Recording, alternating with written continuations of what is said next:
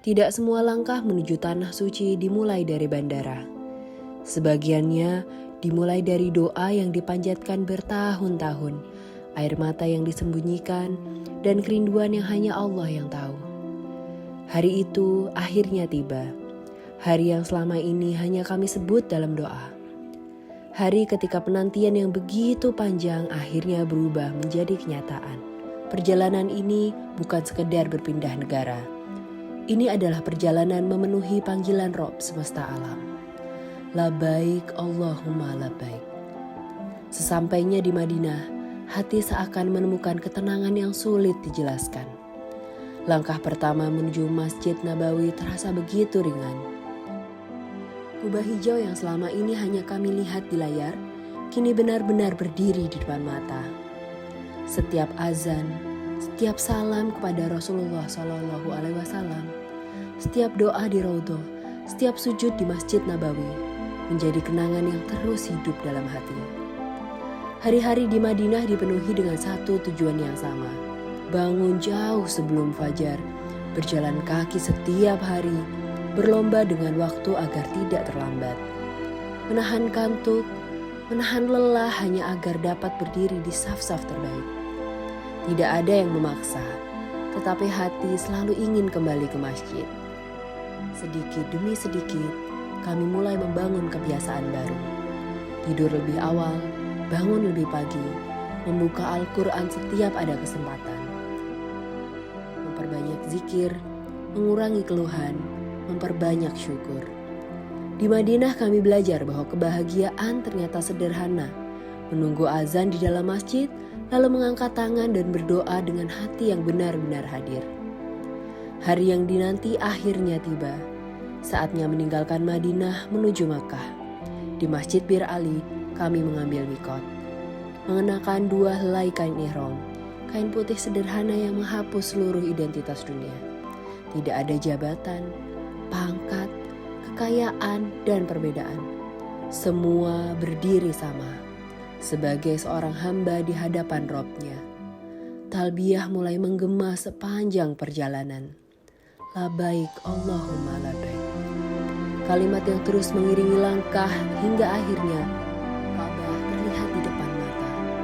Tidak ada kata yang mampu menggambarkan momen itu. Air mata mengalir tanpa diminta. Hati bergetar. Baitullah yang selama ini hanya kami lihat dalam gambar dan video, kini benar-benar berdiri di hadapan kami.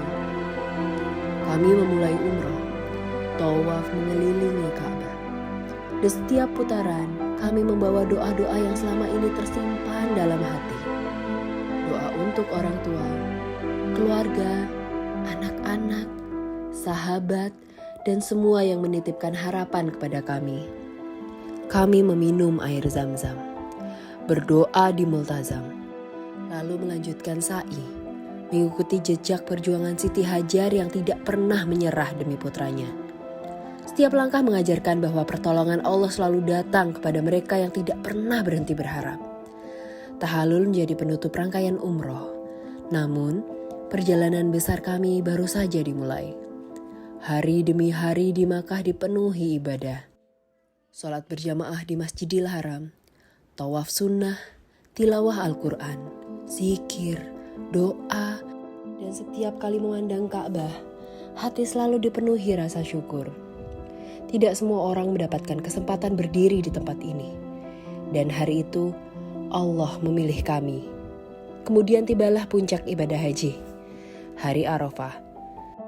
Hari ketika jutaan manusia berkumpul tanpa membedakan bangsa, bahasa, warna kulit, ataupun kedudukan. Semua datang membawa dosa, semua datang membawa harapan. Semua memohon ampun kepada Tuhan yang sama. Di Padang Arafah, kami belajar bahwa sebesar apapun dosa seorang hamba, rahmat Allah selalu lebih luas.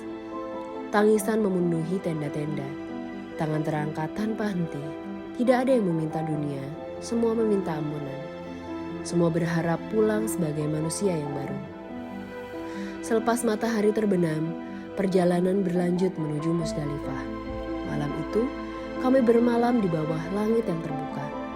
Tanpa kemewahan, tanpa kenyamanan, hanya bumi sebagai alas dan langit sebagai atap.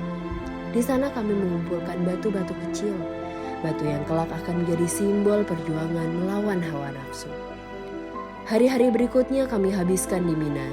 Inilah salah satu fase yang paling menguras tenaga. Perjalanan menuju Jamarot bukanlah perjalanan yang mudah.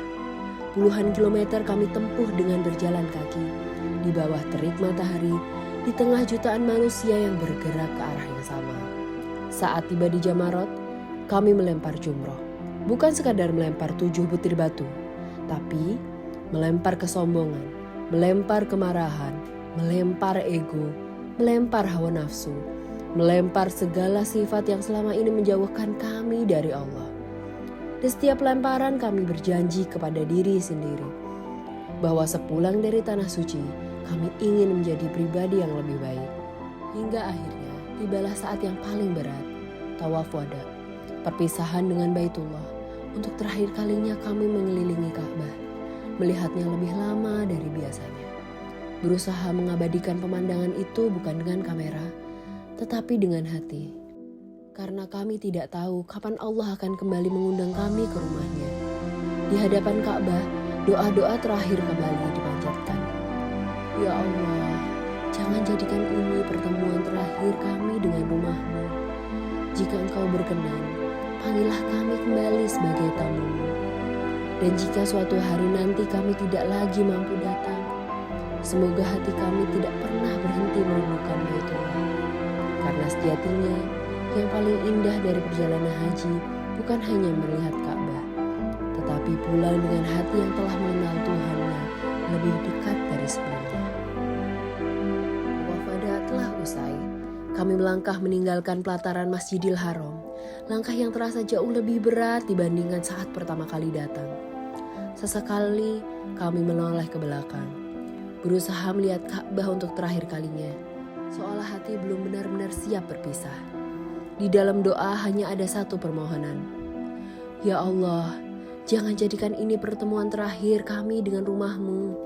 Jika Engkau berkenan, panggillah kami kembali dalam keadaan yang lebih baik bersama orang-orang yang kami cintai.